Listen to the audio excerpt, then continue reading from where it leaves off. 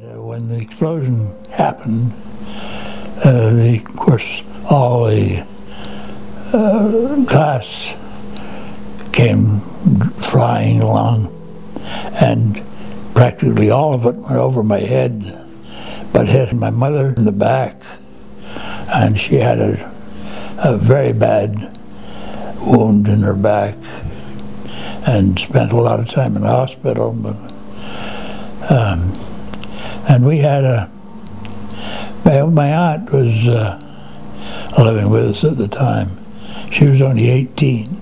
She had me all bandaged up because I had some cuts and whatnot on the side, and mostly on my left side.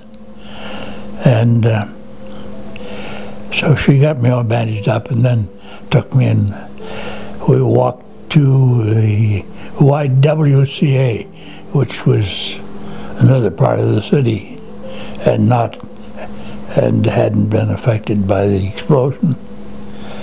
And we stayed there overnight, and then went out to my grandparents' place the next day, and stayed at my grandparents for 4 years while my mother and father stayed in Halifax, and my sister stayed with them.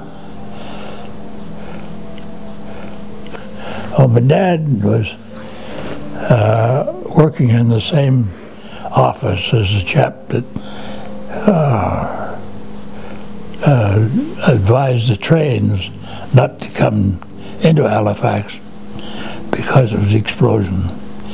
And he was working in the same office as this chap. And if he had been at work that day, he would have been killed. He would have been killed. But he happened to have a dental appointment, and he was sitting in a dental chair in another part of the city when the explosion happened. But he never told any stories about the explosion. He didn't talk about it at all. My mother didn't talk about it, and if I didn't think enough about it to ask a lot of questions, and I should have. But as a teenager coming up, you don't think that sort of thing.